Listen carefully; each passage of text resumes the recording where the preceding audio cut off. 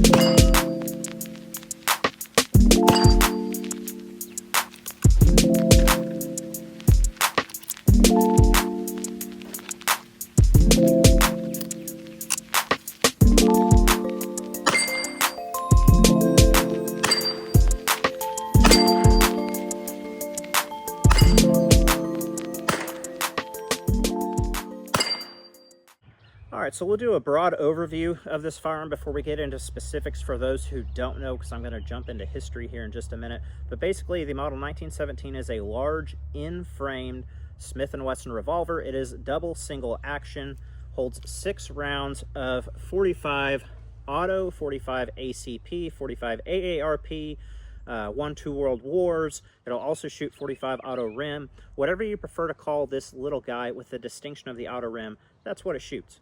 And it was designed initially to shoot the automatic Colt pistol cartridge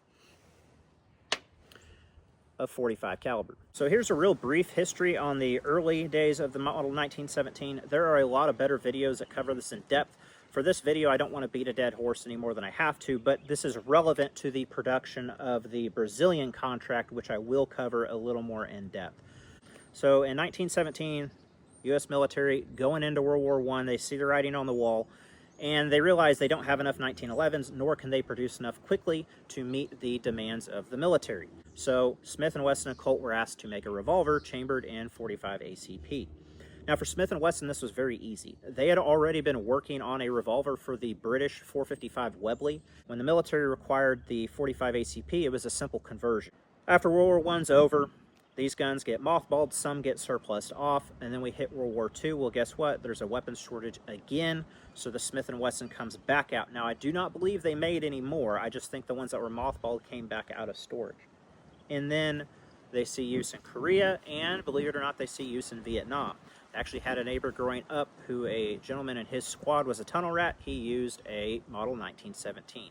Now, whether it's a Smith or Colt, I don't know, but there you go. There's the brief history on the U.S. Model 1917 and where it came from. Now, where the Brazilian one comes into play is year 1937. And we can see that very clearly in the crest, which is a dead giveaway to a 1917 being Brazilian. Right there, if it'll show through, we have the Brazilian crest. So 1937, Smith & Wesson made a fairly substantial contract for the Brazilians in the 1917, and those guns in the first contract were almost all made on commercial frames, barrels, and grips. The first contract of Brazilian guns will actually have a square notch rear sight, and again, mostly made with commercial parts. Now, there was a thing called World War II that happened, so Smith & Wesson had to quit making revolvers for that contract, and in 1946 they made a second contract which used a lot of surplus parts.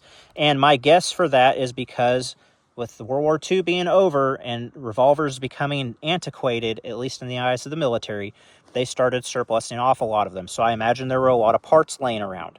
Not to mention Smith & Wesson probably had contracts to refit and re-arsenal these things, and again, probably had a good, healthy supply of spare parts. So the second contract of Brazilian 1917s have a lot of U.S. parts on them, U.S. military parts. On this one, I know it's second contract because first dead giveaway is that rear sight is the U-notch rear sight that were on the U.S. guns. Second giveaway, if I open this yoke up, which you probably won't be able to see, but there is an inspector mark, a U.S. inspector mark right there. On the back of the cylinder, which you will be able to see, there is one, get that to focus right there. And then underneath the barrel, there is another inspector mark right there. So this is using U.S. military surplus parts. Now you will see the Brazilian guns with or without the commercial checkered stocks. It's also common to see them with the smooth wood grips, but that is not a giveaway to whether it's a first contract or second contract. That can come in either way. Another thing that's kind of unique to the Brazilian guns is when they made the cylinder and the ejector rods, I believe these were new production parts, and the reason being, you will see a lot of Brazilian guns that have kind of a gold, rose gold, or a plum hue just to the cylinder and the ejector rod, and it does not mean that it's been refinished. What that means is simply they probably had more nickel or had changed some of the steel formula for the cylinder and the ejector rod on those guns. So if you see that, don't be alarmed. It's normal for Brazilian guns to have that. The Brazilians use these for about 30 to 40 years, depending on which contract you're going to look at. Generally, it's assumed by the mid to late 70s, they were starting to get out of service, and then in the 80s, 90s, they were surplused off back to the United States. And every Brazilian gun I've seen pretty well is a beater. Pitted, rusty, poor finish, but if you're lucky, you can find one like this that has excellent rifling. It's still pretty darn tight for a 1917, which were never bank vault tight. And the triggers are great. The action is great. Single action, double action is great. It's just a classic Smith. They're wonderful. They have the old style ejector rod. Excellent shooter grade guns that have kind of their own unique history. And if you don't want to drop the bucks on a actual U.S. issued 1917, well, guess what? This has a bunch of U.S. parts on it, so it kind of worked itself out in the end. The Brazilian guns are just not worth what the U.S. guns are worth, and I don't know that they ever will be, mainly because they weren't ever a huge player in any big conflict, at least not what us Americans would consider a big conflict. And because of that, the U.S. guns will be worth more, but if you want something that is the same, I mean, same, they can be found. It's 2025. You can find them for around 600-ish. I've seen them go as high as 1,000, but generally $650 is pretty reasonable on a Brazilian 1917 in this condition anyway. Now with that, why would you want one outside of the history? Well, let's talk about the shooting. So shooting the 1917 is an absolute joy. And here's why. This has several things working for it in the shootability department. Number one, it's an end frame. It's a large frame revolver. It's got, I think, a 5.5-inch barrel, which however long it is, when the cylinder is loaded, it is balanced perfectly. And what that translates to in the hand is a very naturally pointing firearm. With it being a heavier gun, being that larger frame, it really soaks up recoil. I would describe this as a gentle giant.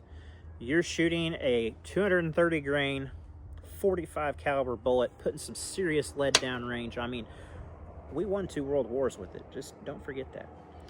But we're talking some serious firepower, but you don't feel it at all. I mean, it is really gentle. I've heard some people describe this as snappy, and you should just trust them and unsubscribe from their channels immediately, because that is not the case. This is not snappy, not at all. I do have other 45 ACP revolvers that definitely have a little more recoil than this, and they're heavier guns, but the way this is proportioned, the way it's balanced, it is a gentle giant.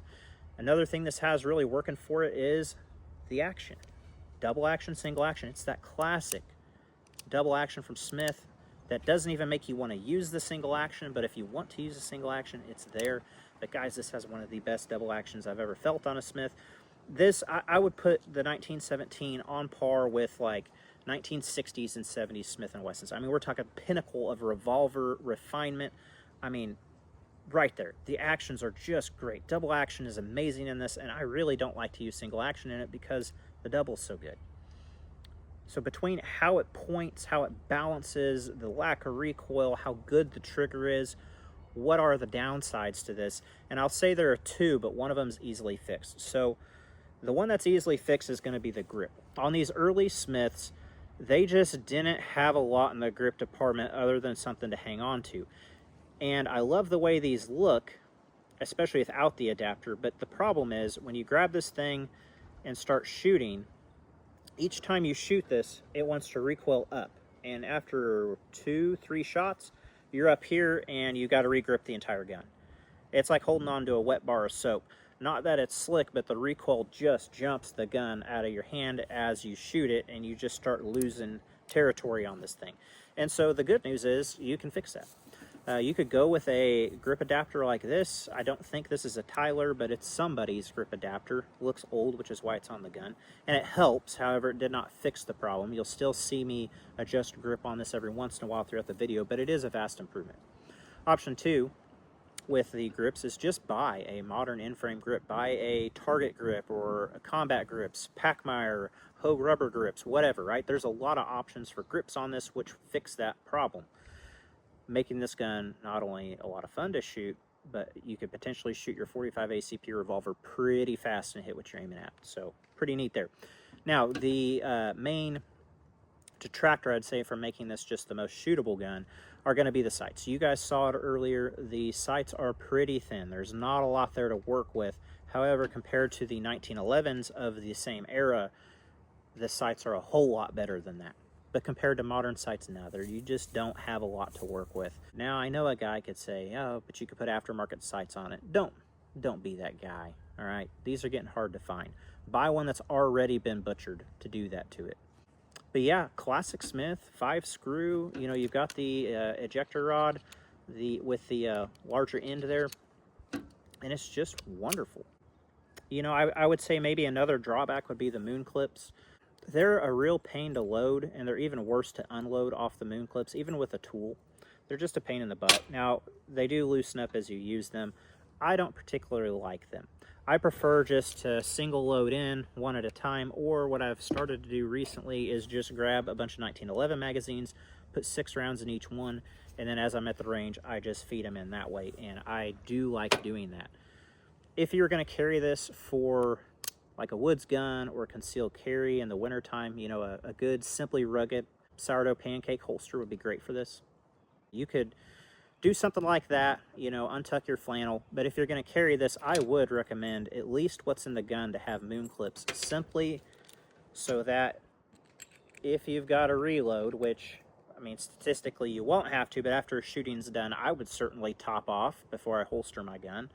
But you can just get those rounds out nice and quick, and then I would carry my spares in a 1911 magazine, top off, then reholster and go about my business. On top of that, carrying these in the pocket wouldn't be a lot of fun. This makes sense for your reload, but what is in the gun needs to be the clips, my opinion. I do carry this thing around the farm. Like I said, a pancake holster from Simply Rugged is probably the all-time best holster for this revolver. But if you want to be a little bit of a LARPer, as we have here, there are a lot of reproduction stuff on the market for this revolver. So first off, this belt is a World War supply reproduction World War II belt. I picked this 1917 moon clip pouch on eBay for like 20 bucks. The belt was around like $21, and then the holster, also from World War supply, was about 40 by the time it shipped. And you'll notice this is a left-hand holster worn on the right side. That is correct, especially in World War I. If you look back through the pictures, almost everybody's carrying right-handed or left-handed holsters on the right side, and that's because they transitioned from, you know, horseback. They were still on horseback at that point. They were transitioning from the cavalry to the modern era. Well, in the cavalry, you would do what's called the cavalry draw, which is where your revolver, the butt, is going to be facing forward. You see that in a lot of pictures, especially Civil War era and paintings before, and the Smith & Wesson was no different. We were just starting to get into that more modern handgun age. So I like to carry correct. They do make right-hand holsters for this as well, but this is just something I like to wear around the property just to kind of LARP around and I think it looks cool and kind of puts you in that same feel, anyway, of what it'd be like to carry one of these in World War I or World War II. So that's a good option. It's fairly inexpensive. The Simply Rugged holsters, they cost a little bit more, but they're worth every penny, I think. So yeah, that sums the 1917 up in a nutshell. So guys, as always, stay free.